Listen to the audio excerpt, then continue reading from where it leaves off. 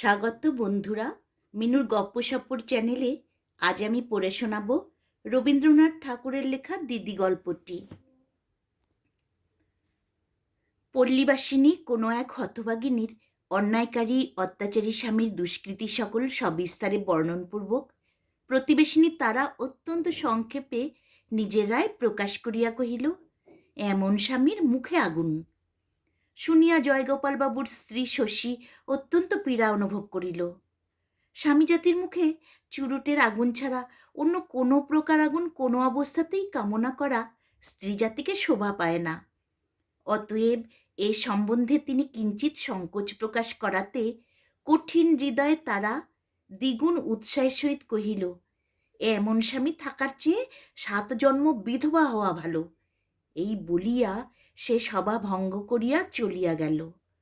শশী মনে মনে কহিল, স্বামীর এমন কোনো অপরাধ কল্পনা করিতে পারি না, যাহাতে তাহার প্রতি মনের ভাব এত কঠিন হইয়া উঠিতে পারে।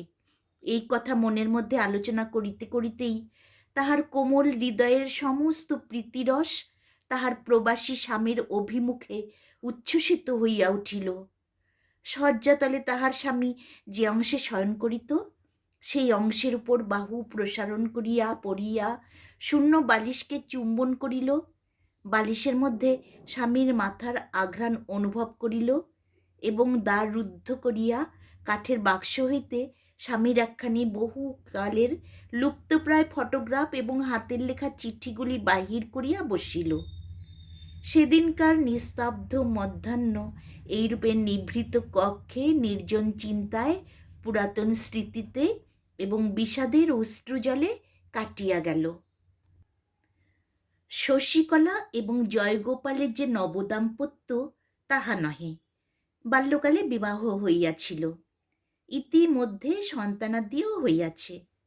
উভয়ে বহুকাল একত্রে অবস্থান করিয়া নিতান্ত সহজ সাধারণভাবেই দিন কাটিয়াছে। কোনো পক্ষেই অপরিমিত প্রেমোচ্ছ্বাসের কোনো লক্ষণ দেখা যায় নাই। প্রায় 16 বৎসর একাধিক ক্রমে অবিচ্ছেদে যাপন করিয়া হঠাৎ কর্মবশে তাহার স্বামী বিদেশে চলিয়া যাওয়ার পর শশীর মনে একটা প্রবল প্রেমাবেগ জাগ্রত হইয়া উঠিল। বিরহের দ্বারা বন্ধনে যতই টান পড়িল, কোমল হৃদয়ে প্রেমের ফাঁস ততই শক্ত করিয়া আটিয়া ধরিল। ঢিলা অবস্থায় যাহার অস্তিত্ব অনুভব করিতে পারে নাই, এখন তাহার বেদনা টনটন করিতে লাগিল।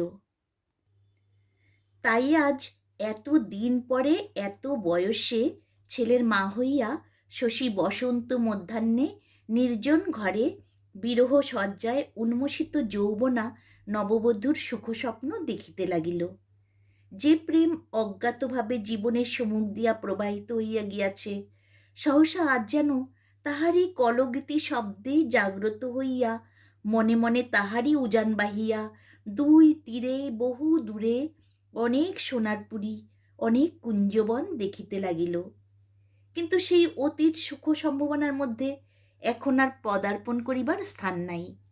মনে করিতে লাগিল, এইবার যখন স্বামীকে নিকটে পাইব, তখন জীবনকে নিরস এবং বসন্তকে নিষ্ফল হইতে দেব না। কত দিন কতবার তুচ্ছ তর্কে সামান্য কলহে স্বামীর প্রতি সে উপদ্রব করিয়াছে। আজ অনুতপ্ত চিত্তে একান্ত মনে সংকল্প করিল, আর কখনোই সে অসহিষ্ণুতা প্রকাশ করিবে না, স্বামীর ইচ্ছায় বাধা দিবে না, স্বামীর আদেশ পালন করিবে। প্রীতিপূর্ণ নম্র হৃদয়ে স্বামীর ভালো মন্দ সমস্ত আচরণ সহ্য করিবে, কারণ স্বামী সর্বস্ব, স্বামী প্রিয়তম, স্বামী দেবতা। অনেক দিন পর্যন্ত শশীকলা তাহার পিতামাতার একমাত্র আদরের কন্যা ছিল। সেই জন্য জয়গোপাল যদিও সামান্য চাকরি করিত, তবু ভবিষ্যতের জন্যে তাহার কিছুমাত্র ভাবনা ছিল না। পল্লী গ্রামে রাজভোগে থাকিবার পক্ষে তাহার শ্বশুরের যথেষ্ট সম্পত্তি ছিল। এমন সময়ে নিতান্ত অকালে প্রায় বৃদ্ধ বয়সে শশীকলার পিতা কালীপ্রসন্নের একটি পুত্র সন্তান জন্মিল। সত্য কথা বলিতে কি, পিতামাতার এইরূপ অনপেক্ষিত অসঙ্গত অন্যায় আচরণে শশী মনে মনে অত্যন্ত ক্ষুণ্ণ হইয়াছিল। জয়গোপালও সবিশেষ প্রীতিলাভ করে নাই। অধিক বয়সের ছেলেটির প্রতি পিতামাতার স্নেহ অত্যন্ত ঘনীভূত হইয়া উঠিল। এই নবাগত ক্ষুদ্রকায় স্তন্য পিপাসু নিদ্রাতুর শ্যালকটি অজ্ঞাতসারে দুই দুর্বল হস্তের অতি ক্ষুদ্র বদ্ধ মুষ্টির মধ্যে জয়গোপালের সমস্ত আশা ভরসা যখন অপহরণ করিয়া বসিল, তখন সে আসামের চা বাগানে একটি চাকরি লইল। নিকটবর্তী স্থানে চাকরির সন্ধান করিতে সকলেই তাহাকে পীড়াপিড়ি করিয়াছিল। কিন্তু সর্বসাধারণের উপর রাগ করিয়াই হোক অথবা চা বাগানে দ্রুত বাড়িয়া উঠিবার কোনো উপায় জানিয়াই হোক, জয়গোপাল কাহারও কথায় কর্ণপাত করিল না। শশীকে সন্তানসহ তাহার বাপের বাড়ি রাখিয়া সে আসামে চলিয়া গেল। বিবাহিত জীবনে স্বামী স্ত্রীর এই প্রথম বিচ্ছেদ। এই ঘটনায় শিশু ভ্রাতাটির প্রতি শশীকলার ভারী রাগ হইল। যে মনের আক্ষেপ মুখ ফুটিয়া বলিবার জো নাই, তাহার আক্রোশটা সবচেয়ে বেশি হয়। ক্ষুদ্র ব্যক্তিটি আরামে স্তন্যপান করিতে ও চক্ষু মুদিয়া নিদ্রা দিতে লাগিল, এবং তাহার বড় ভগিনীটি দুধ গরম, ভাত ঠান্ডা, ছেলের স্কুলে যাওয়ার দেরি প্রভৃতি নানা উপলক্ষে নিশিদিন মান অভিমান করিয়া অস্থির হইল এবং অস্থির করিয়া তুলিল।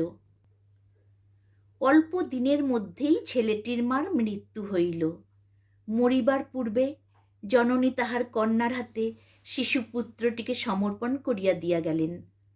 তখন অনতিবিলম্বেই সেই মাতৃহীন ছেলেটি অনায়াসেই তাহার দিদির হৃদয়ে অধিকার করিয়া লইল।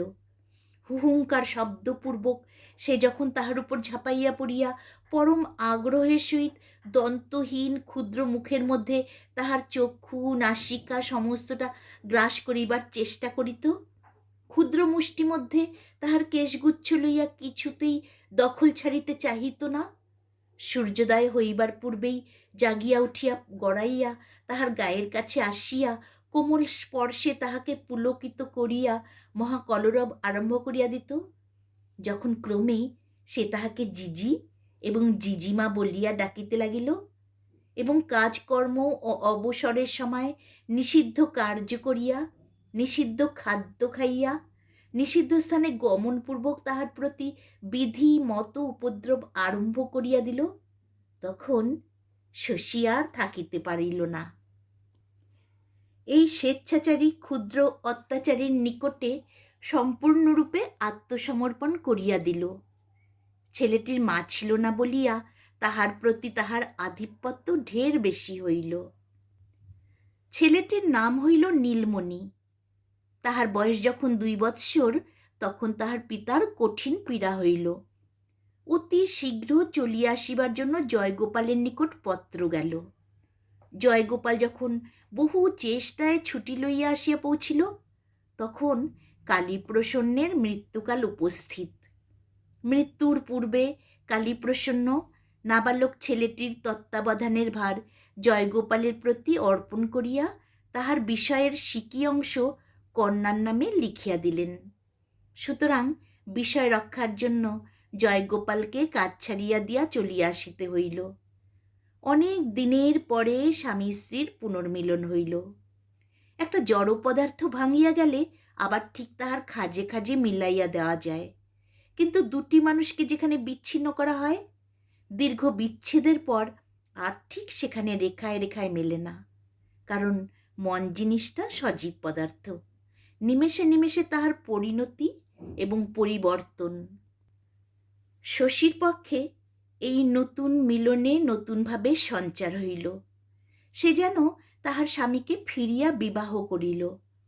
পুরাতন দাম্পত্যের মধ্যে চিরাভ্যাসবশত যে এক অসারতা জন্মিয়া গিয়াছিল, বিরহের আকর্ষণে তাহা অপসৃত হইয়া সে তাহার স্বামীকে যেন পূর্বাপেক্ষা সম্পূর্ণভাবে প্রাপ্ত হইল। মনে মনে প্রতিজ্ঞা করিল, যেমন দিনই আসুক, যত দিনই যাক, স্বামীর প্রতি এই দীপ্ত প্রেমের উজ্জ্বলতাকে কখনোই ম্লান হইতে দিব না। নূতন মিলনে জয়গোপালের মনের অবস্থাটা অন্যরূপ। পূর্বে যখন উভয়ে অবিচ্ছেদে একত্র ছিল, যখন স্ত্রীর সহিত তাহার সমস্ত স্বার্থের এবং বিচিত্র অভ্যাসের ঐক্য বন্ধন ছিল, স্ত্রী তখন জীবনের একটি নিত্য সত্য হইয়াছিল। তাহাকে বাদ দিতে গেলে দৈনিক অভ্যাস জালের মধ্যে সহসা অনেকখানি ফাঁক পড়িত। এই জন্য বিদেশে গিয়া জয়গোপাল প্রথম প্রথম অগাধ জলের মধ্যে পড়িয়াছিল। কিন্তু ক্রমে ক্রমে তাহার সেই অভ্যাস বিচ্ছেদের মধ্যে নতুন অভ্যাসের তালি লাগিয়া গেল। কেবল তাহাই নহে, পূর্বে নিতান্ত নিশ্চেষ্ট নিশ্চিন্তভাবে তাহার দিন কাটিয়া যাইত। মাঝে 2 বৎসর অবস্থা উন্নতি চেষ্টা তাহার মনে এমন প্রবলভাবে জাগিয়া উঠিয়াছিল যে তাহার মনের সম্মুখে আর কিছুই ছিল না। এই নতুন নেশার তীব্রতার তুলনায় তাহার পূর্বজীবন বস্তুহীন ছায়ার মতো দেখাইতে লাগিল। স্ত্রীলোকের প্রকৃতিতে প্রধান পরিবর্তন ঘটায় প্রেম, এবং পুরুষের ঘটায় দুশ্চেষ্টা। জয়গোপাল 2 বৎসর পরে আসিয়া অবিকল তাহার পূর্বের স্ত্রীটিকে ফিরিয়া পাইল না। তাহার স্ত্রীর জীবনে শিশু শ্যালকটি একটি নতুন পরিসর বৃদ্ধি করিয়াছে। এই অংশটি তাহার পক্ষে সম্পূর্ণ অপরিচিত। এই অংশে স্ত্রীর সহিত তাহার কোনো যোগ নাই। স্ত্রী তাহাকে আপনার এই শিশু স্নেহের ভাগ দিবার অনেক চেষ্টা করিত, কিন্তু ঠিক কৃতকার্য হইত কিনা বলিতে পারি না। শশী নীলমণিকে কোলে করিয়া আনিয়া হাস্যমুখে তাহার স্বামীর সম্মুখে ধরিত। নীলমণি প্রাণপণে শশীর গলা জড়াইয়া ধরিয়া তাহার কাঁধে মুখ লুকাইত। কোনো প্রকার কুটুম্বিতার খাতির মানিত না। শশীর ইচ্ছা তাহার এই ক্ষুদ্র ভ্রাতাটির যত প্রকার মন ভুলাইবার বিদ্যা আয়ত্ত আছে, সবগুলি জয়গোপালের নিকট প্রকাশ হয়। কিন্তু জয়গোপালও সেজন্য বিশেষ আগ্রহ অনুভব করিত না, এবং শিশুটিও বিশেষ উৎসাহ দেখাইত না। জয়গোপাল কিছুতেই বুঝিতে পারিত না এই কৃশকায় বৃহৎ মস্তক গম্ভীর মুখ শ্যামবর্ণ ছেলেটার মধ্যে এমন কি আছে যে জন্য তাহার প্রতি এতটা স্নেহের অপব্যয় করা হইতেছে। ভালোবাসার ভাবগতিক মেয়েরা খুব চট করিয়া বোঝে। শশী অবলম্বেই বুঝিল জয়গোপাল নীলমণির প্রতি বিশেষ অনুরক্ত নহে। তখন ভাইটিকে সে বিশেষ সাবধানে আড়াল করিয়া রাখিত। স্বামীর স্নেহহীন বিরাগ দৃষ্টি হইতে তাহাকে তফাতে তফাতে রাখিতে চেষ্টা করিত। এই রূপে ছেলেটি তাহার গোপন যত্নের ধন, তাহার একলার স্নেহের সামগ্রী হইয়া উঠিল। সকলেই জানেন, স্নেহ যত গোপনের, যত নির্জনের হয়, ততই প্রবল হইতে থাকে। নীলমণি কাঁদিলে জয়গোপাল অত্যন্ত বিরক্ত হইয়া উঠিত। এই জন্য শশী তাহাকে তাড়াতাড়ি বুকের মধ্যে চাপিয়া সমস্ত প্রাণ দিয়া বুক দিয়া তাহার কান্না থামাইবার চেষ্টা করিত। বিশেষত নীলমণির কান্নায় যদি রাত্রে তাহার স্বামীর ঘুমের ব্যাঘাত হইত, এবং স্বামী এই ক্রন্দন পরায়ণ ছেলেটার প্রতি অত্যন্ত হিংস্রভাবে ঘৃণা প্রকাশপূর্বক জর্জর চিত্তে গর্জন করিয়া উঠিত, তখন শশী যেন অপরাধিনীর মতো সংকুচিত শশব্যস্ত হইয়া পড়িত। তৎক্ষণাৎ তাহাকে কোলে করিয়া দূরে লইয়া গিয়া একান্ত সানুনয় স্নেহের স্বরে, সোনা আমার, ধন আমার, মানিক আমার বলিয়া ঘুম পাড়াইতে থাকিত। ছেলেতে ছেলেতে নানা উপলক্ষে ঝগড়া বিবাদ হইয়াই থাকে। পূর্বে এরূপ স্থলে শশী নিজের ছেলেদের দণ্ড দিয়া ভাইয়ের পক্ষ অবলম্বন করিত, কারণ তাহার মা ছিল না। এখন বিচারকের সঙ্গে সঙ্গে দণ্ডবিধির পরিবর্তন হইল। এখন সর্বদাই নিরপরাধে এবং অবিচারে নীলমণিকে কঠিন দণ্ড ভোগ করিতে হইত। সেই অন্যায় শশীর বক্ষে শেলের মতো বাজিত। তাই সে দণ্ডিত ভ্রাতাকে ঘরে লইয়া গিয়া মিষ্ট দিয়া, খেলেনা দিয়া, আদর করিয়া চুমু খাইয়া শিশুর আহত হৃদয়ে যথাসাধ্য সান্ত্বনা বিধান করিবার চেষ্টা করিত। ফলত দেখা গেল, শশী নীলমণিকে যতই ভালোবাসে, জয়গোপাল নীলমণির প্রতি ততই বিরক্ত হয়। আবার জয়গোপাল নীলমণির প্রতি যতই বিরাগ প্রকাশ করে, শশী তাহাকে ততই স্নেহ সুধায় অভিষিক্ত করিয়া দিতে চায়। জয়গোপাল লোকটা কখনো তাহার স্ত্রীর প্রতি কোনরূপ কঠোর ব্যবহার করে না, এবং শশী নীরবে নম্রভাবে প্রীতির সহিত তাহার স্বামীর সেবা করিয়া থাকে। কেবল এই নীলমণিকে লইয়া ভিতরে ভিতরে উভয়ে উভয়কে অহরহ আঘাত দিতে লাগিল। এইরূপ নীরব দ্বন্দ্বে গোপন আঘাত প্রতিঘাত প্রকাশ্য বিবাদের অপেক্ষা ঢের বেশি দুঃসহ। নীলমণির সমস্ত শরীরের মধ্যে মাথাটাই সর্বপ্রধান ছিল। দেখিলে মনে হইত বিধাতা যেন একটা সরু কাঠির মধ্যে ফু দিয়া তাহার ডগার উপরে একটা বড় বুদবুদ ফুটাইয়া তুলিয়াছেন। ডাক্তাররাও মাঝে মাঝে আশঙ্কা প্রকাশ করিত, ছেলেটি এইরূপ বুদবদের মতোই ক্ষণভঙ্গুর ক্ষণস্থায়ী হইবে। অনেক দিন পর্যন্ত সে কথা কহিতে এবং চলিতে শেখে নাই। তাহার বিষণ্ণ গম্ভীর মুখ দেখিয়া বোধ হইত তাহার পিতামাতা তাহাদের অধিক বয়সের সমস্ত চিন্তাভার এই ক্ষুদ্র শিশুর মাথার উপরে চাপাইয়া দিয়া গেছেন। দিদির যত্নে ও সেবায় নীলমণি তাহার বিপদের কাল উত্তীর্ণ হইয়া 6 বৎসরে পা দিল। কার্তিক মাসে ভাইফোঁটার দিনে নূতন জামা চাদর এবং একখানি লাল পেড়ে ধুতি পরাইয়া বাবু সাজাইয়া নীলমণিকে শশী ভাইফোঁটা দিতেছেন। এমন সময়ে পূর্বোক্ত স্পষ্টভাষিণী প্রতিবেশিনী তারা আসিয়া কথায় কথায় শশীর সহিত ঝগড়া বাঁধাইয়া দিল। সে কহিল, গোপনে ভাইয়ের সর্বনাশ করিয়া ঘটা করিয়া ভাইয়ের কপালে ফোঁটা দিবার কোনো ফল নাই।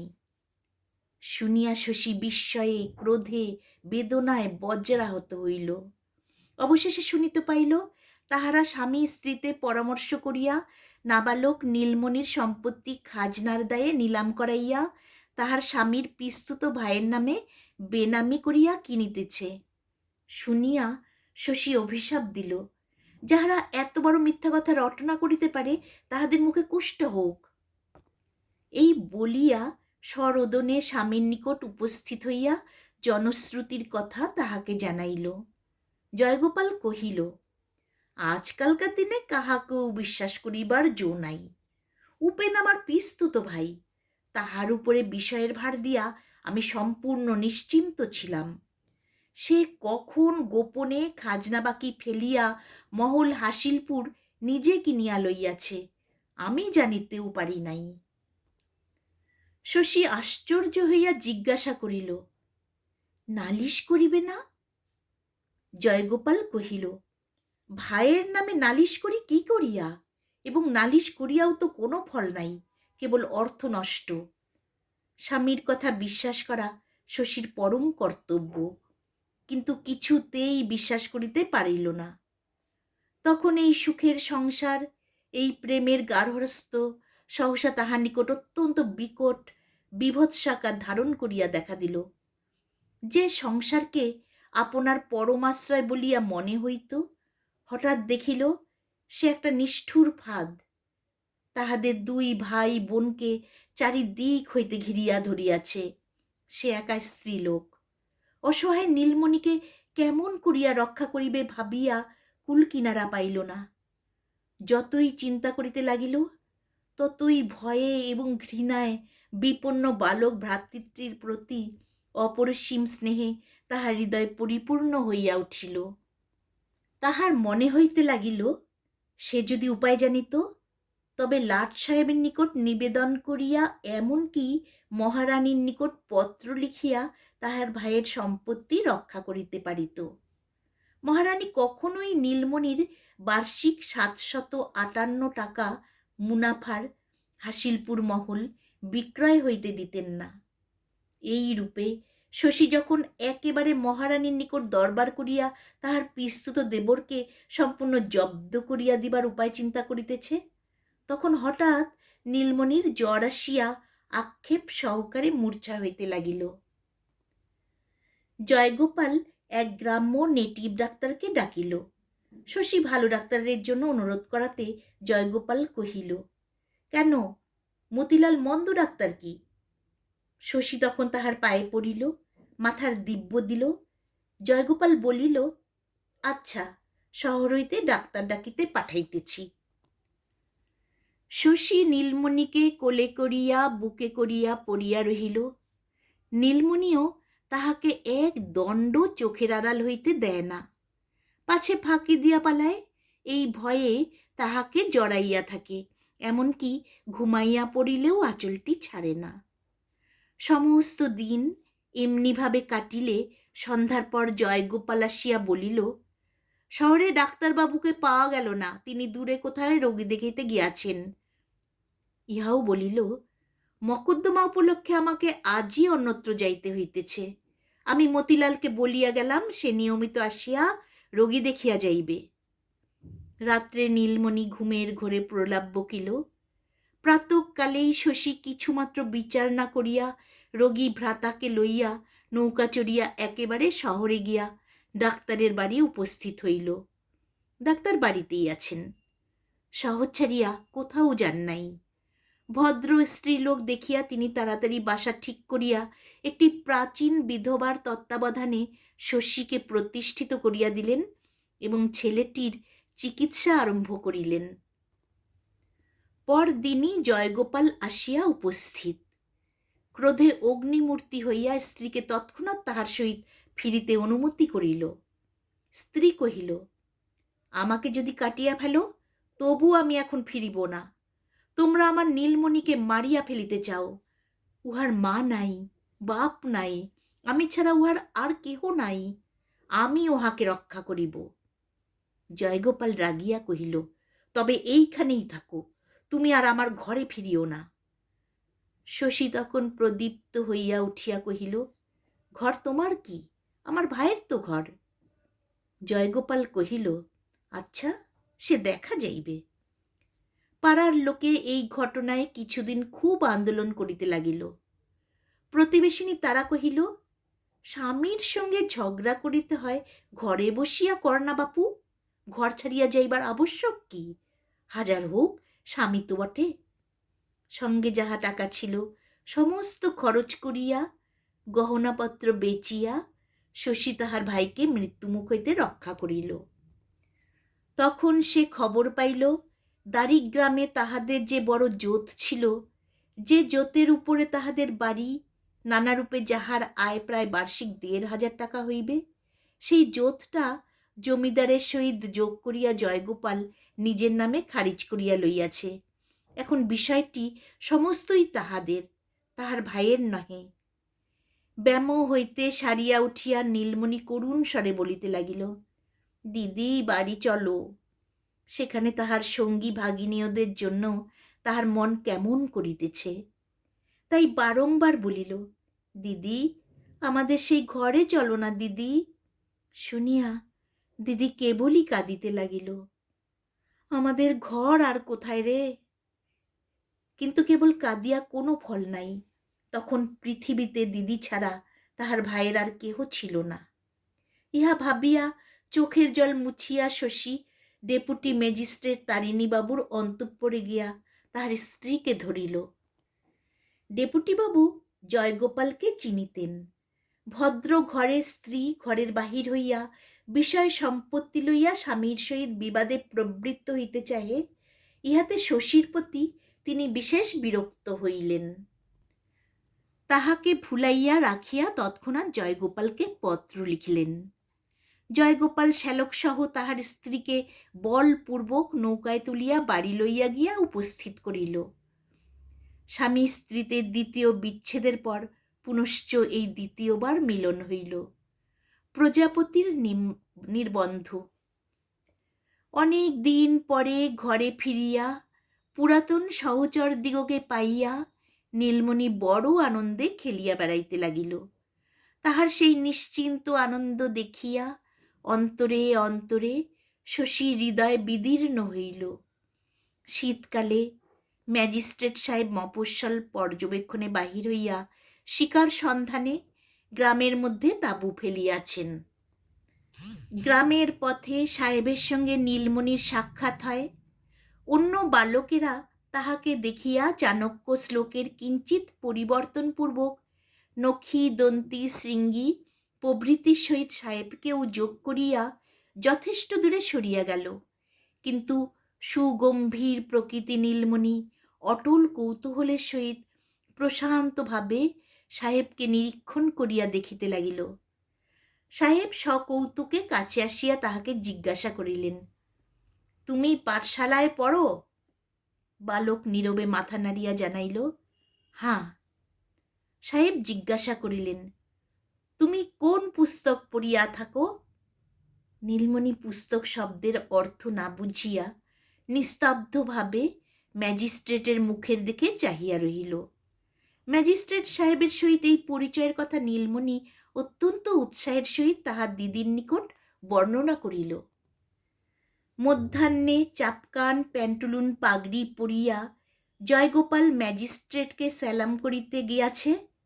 অর্থী প্রত্যর্থী চাপরাশি কনস্টেবলে চারিদিক লোকারণ্য। সাহেব গরমের ভয়ে তাঁবুর বাহিরে খোলা ছায়ায় ক্যাম্প টেবিল পাতিয়া বসিয়াছেন এবং জয়গোপালকে চৌকিতে বসাইয়া তাহাকে স্থানীয় অবস্থা জিজ্ঞাসা করিতেছিলেন। জয়গোপাল তাহার গ্রামবাসীর সর্বসাধারণের সমক্ষে এই গৌরবের আসন অধিকার করিয়া মনে মনে স্ফীত হইতেছিলেন এবং মনে করিতেছিল, এই সময়ে চক্রবর্তীরা এবং নন্দীরা কেহ আসিয়া দেখিয়া যায় তো বেশ হয়। এমন সময়ে নীলমণিকে সঙ্গে করিয়া অবগুণ্ঠনাবৃত একটি স্ত্রীলোক একেবারে ম্যাজিস্ট্রেটের সম্মুখে আসিয়া দাঁড়াইল। কহিল, সাহেব, তোমার হাতে আমার এই অনাথ ভাইটিকে সমর্পণ করিলাম, তুমি ইহাকে রক্ষা করো। সাহেব তাহার সেই পূর্ব পরিচিত বৃহৎ মস্তক গম্ভীর প্রকৃতি বালকটিকে দেখিয়া এবং স্ত্রীলোকটিকে ভদ্র স্ত্রীলোক বলিয়া অনুমান করিয়া তৎক্ষণাৎ উঠিয়া দাঁড়াইলেন। কহিলেন, আপনি তাঁবুতে প্রবেশ করুন। স্ত্রীলোকটি কহিল, আমার যাহা বলিবার আছে আমি এইখানে বলিব। জয়গোপাল বিবর্ণ মুখে ছটফট করিতে লাগিল। কৌতূহলী গ্রামের লোকেরা পরম কৌতুক অনুভব করিয়া চারিদিকে ঘেঁষিয়া আসিবার উপক্রম করিল। সাহেব বেত উচাইবা মাত্র সকলে দৌড় দিল।